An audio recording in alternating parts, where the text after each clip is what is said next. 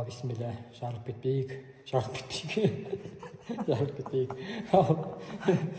Ал көрейік, бастап көрейік не болсы да. Мынандай мүмкіндік қашан болады? Бір спорт зал, бір мектеп өзіңде. Малым да.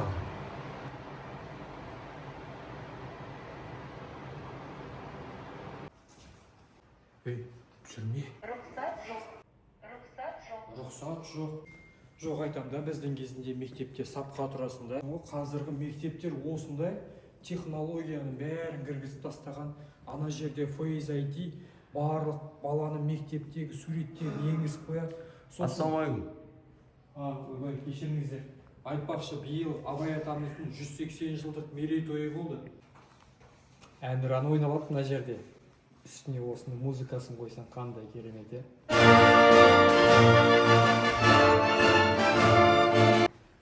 Достар, біз бүгін мектепке келдік.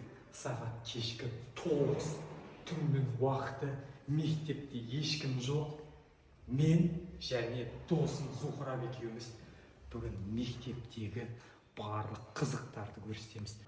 Кетіп үйретеміз. Арсаш, мынандай біздің кезімізде болды ма домбыралы? Қысқасы бүгін сіздерге мен және досым Зухраб екеуміз толық обзор жасаймыз. Мына жерде кішкентай балалар, кішкентай саусақтары жүреді. Рұқсат жоқ дейді. Ал мен асханаға кіргім келеді. Кәдімгідей шокпын. Мынадай асхананы арманында да болмаған ғой. Біздің кезде оқыған кезде естеріңде ма, қандай асхана? Асхана емес, ол кішкентай ғанандай мынандай окошка тұрады. Сол жерде бүйтіп тұр. Апай, анау коржикті бересіз ба 10 теңгеге деп, анау сағыз бересіз ба, анау компотты құйып бересіз ба деп. Еще класстағы балалардың бәрі келіп, бір тістейінші деп, оған тістесей соңына дейін тістеп. Кәдімгі орындықтармен бәрі как положено ғой. Мына орындықтарды қарасаңдаршы, балаларға ыңғайлы ғой бәрі. Күшті.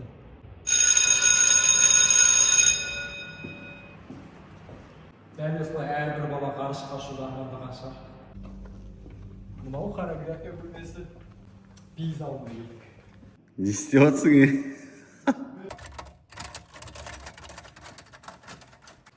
Ойлаңдаршы, мынау ұстаздардың кабинеті. Осында жиналыс жасайды, жиналады. Керемет қой, А? Не? Еңбек кабинеті деймін. Көрсеңіздерші, оқушылар өздері дайындаған. Біздің кезде еңбек кабинетінде қыздарда қолдарында инемен жіп, болмаса еңбекте өздері еңбектеніп салат жасайды. Сосын жігіттер сол салатты жейміз. Біз ойлаймыз ғой, қыз балалар қолдарына ине жіп сықай алмайды деп. Ал мынандай еңбек кабинетінде қыздардың мүмкін емес тігіншілікке әуестенбеуі, мынандай дүниені өздері қолдарымен тігіп жатқан кезде ертең отбасылық өмірде құрақ тігіп машықтанып алады. Сондықтан қазіргі қыздар заманауи қыздар. Ей досым, жүрсей, қыздардан істеп жүрсің. Ұлдардың еңбек кабинетін көрсетейін сендерге. Ананы балалар өз қолдарымен осындай еңбек кабинетінде жасап шығарады. Енді еңбек ағайын ренжімесін, бірақ біздің еңбек сабағында да болатын тұғын. Мектепте ағайдан 5-тік, болмаса 4-тік алу үшін кәдімгідей шуну, болмаса жынадай шеге әкеп беретін тұғымыз. Кім көп алып келеді, бағасы күшті болатын тұғын. Қазіргі балдарға таң қаламын, қараңдаршы, қандай еңбек кабинеті. Келесің, қалаған дүниені жасап аласың мына еңбек кабинетінде. Сондықтан бүгінгі балаларға тек білім керек, оқу керек және еңбектену керек. Күшті ғой мына. Басасың мынаны, су шығып. Ойбай! Спорт залға келдік. Кіріп мынаның үстіне мініп ағам ғой. Көрсетейін деп. Досым, алшы мұны. Түсінші. Мына мектепте бір емес 4 спорт залы бар. Мынау соның біреуі ғана.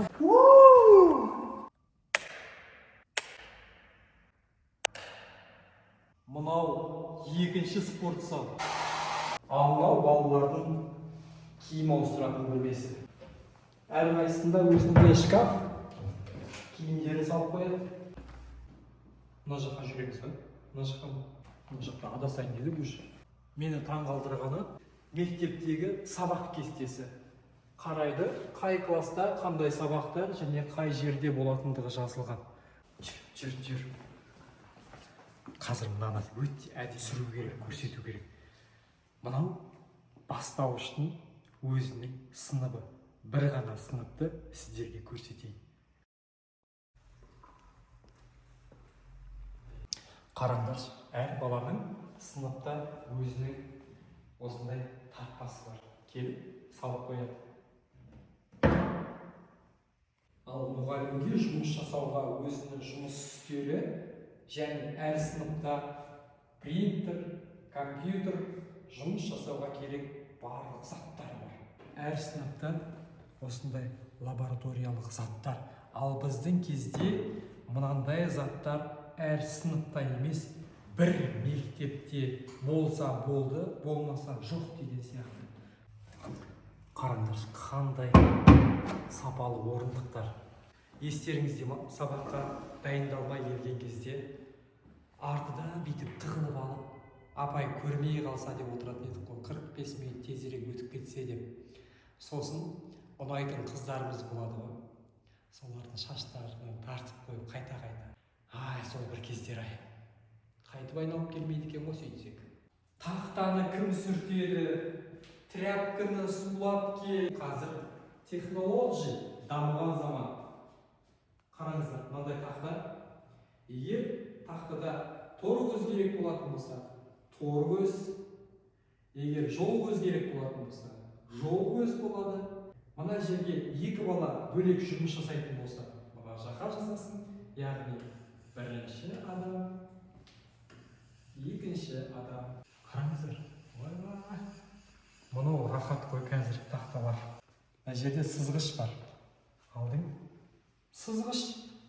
Егер маған химия сабағындағы Ньютонның таблицасы керек болатын болса, міне, қараңыздар. Бұл таблицаны алып былайынан бөлек шетке қоюға болады.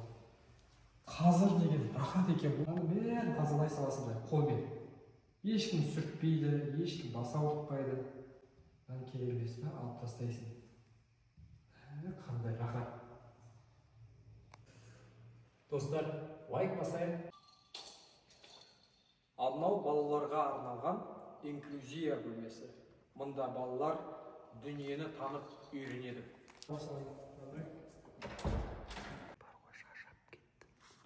Не дейсің? Ажыр әдемі екен, ә? Мына жерде балалар өздерінің қолдарымен, қараңдар, қызанақ отырғызып жатыр. Мына жерде гүлдер отырғызады екен. Сендер жүрсеңдер, байлықты көрсетемін. Мынаны қарасай, нағыз спорт зал осындай болу керек қой. Біздің кезде мектепте бір топ таппайтын еді қой, футбол ойнау үшін. Мына жақта бәрі бар, қараңдар. Қыста шаңғы, алғашқы әскери дайындықта лақтыратын граната, теннисный ракетка бар. Ашасың. Сапалы хоккей доптар түр-түрлісі. Волейбол, баскетбол, футбол, аптечка. Керек жабдықтың ішінде бәрі бар.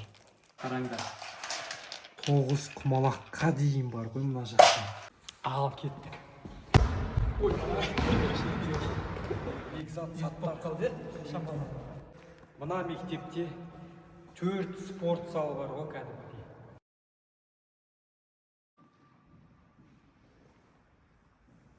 Бекзат Саттарханов Олимпиада чемпионы. Мынандай мүмкіндік қашан болады?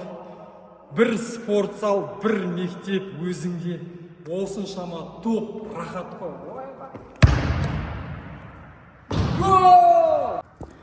Біз бүгін досымыз екеуміз бір мектеп өзімізге бұйырды. Доп қолымызда. Қазір ойнаймыз бала кезде еске алып. Кеттік досым, кеттік.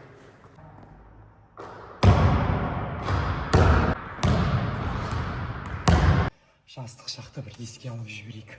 1, 2, 3, 4, 5.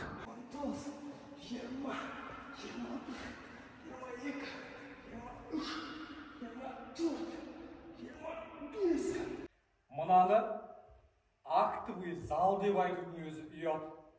428 адамға арналған концерт залы ғой мынау.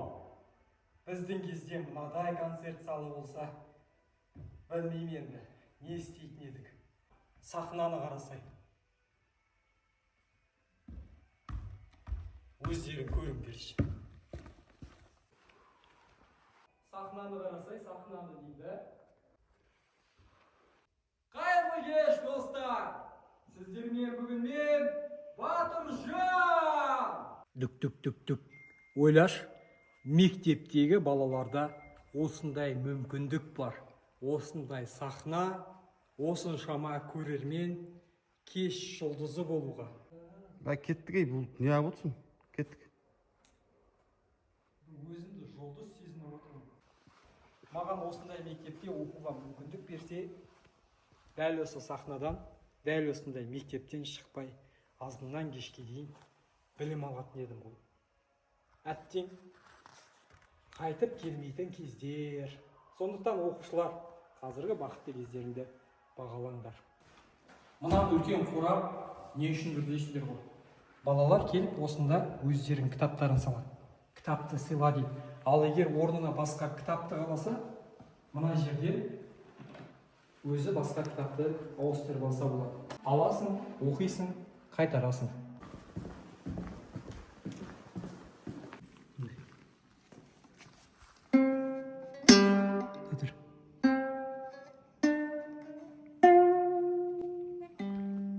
Музыка кабинетіне келдік. Сендерде болды ма мынандай музыка кабинеті деген? Бізде мектепте болатын тұғын. Ән күйден беретін Баян апай деген. Қолында бір сырнайы бар. Болды. Басқа аспаптарды білмейтін тұғын біз. Мына жақты қарасай.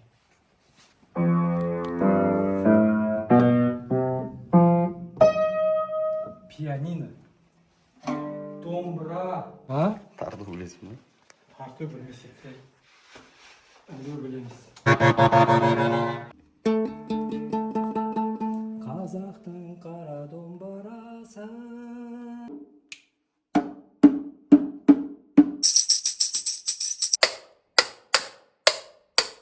Аспаптардың ішіндегі ең әдемісі осы. Қараңдар.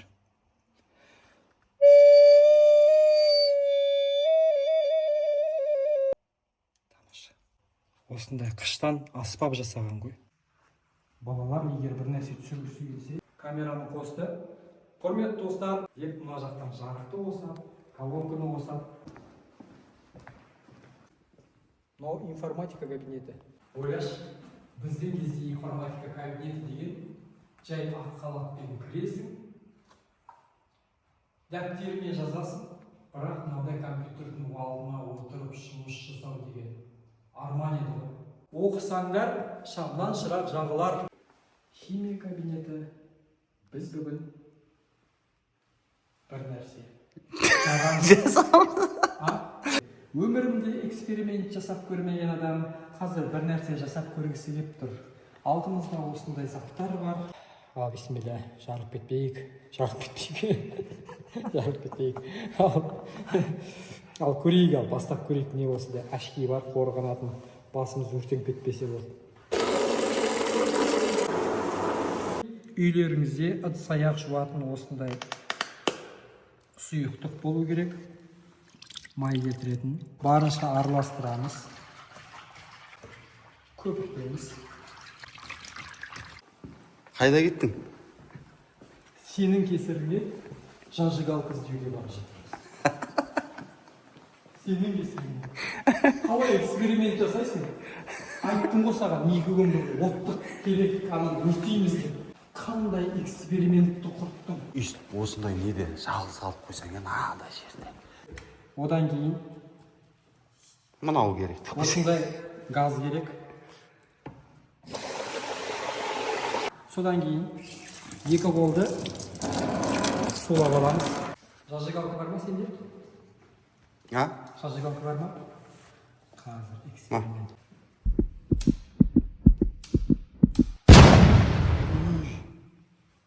Әне, қайталап жіберейін ба? Химия пәнінен мұғалім керек болса, шақырыңыздар. Әне, сен қолыңды өтейін ба? Қане? Қолым сулап жүр. Мына жаққа бер. Қолым сулап. Көпіріктен ал. Көпірігінен, бетіндегі көпірігінен ал. Былай қарай.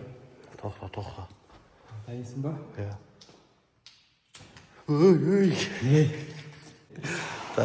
Химия деген осындай. Бар жағынан қызықты сабақ. Тағы бірдеңе істейін деп тұрсың ба? Ал бізде екінші эксперимент.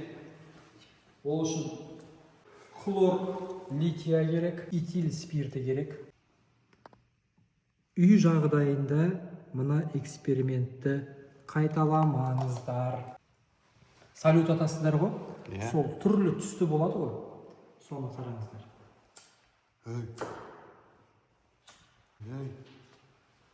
Көрдіңіздер ма? Не болып жатыр? Жанып жатыр. А? Түрлі түсті болып жанып жатыр.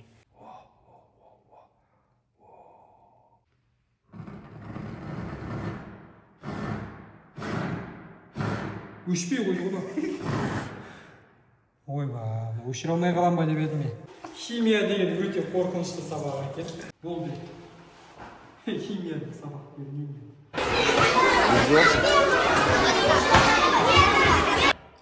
Мұнаның барлығы оқушылардың өздерінің шкафтары, кілттері қолдарында болады. Келіп, өздерінің заттарын әркім өзінің шкафына осылай қалдырып кетеді. Жақсы ғой? Балалар мектепке, үйге заттарын тасып жүргенде, өздерінде мектепте шкаф бар. Шетел, ойлаш, шетел. Лопата, күрек, сердце, жүрек, мать, отец, осымен конец деген мектеп кезіндегі анкетаға жазатын цитаталар есіңізде ма? Поездың жолы, Батыржанның қолы дегендер. Мынау жүрек не бұл? Өкпе ғой. Өкпе ма? Мен не адам денесін ақтарып жүр дейсің ба осылай ма? Не істеп? Мектепте мынандай ойыншық бар екен. Робототехника кабинеті дейді. Қазір мынаны қосамыз.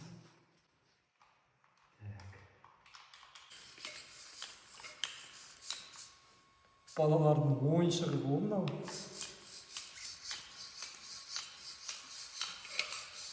Саған жіберейін ба?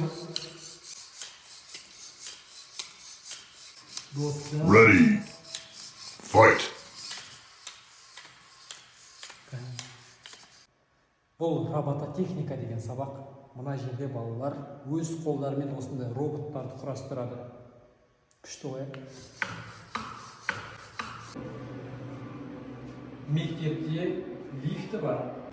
Бірінші қабатқа білем. Есікті жабамыз. Картаны басамыз.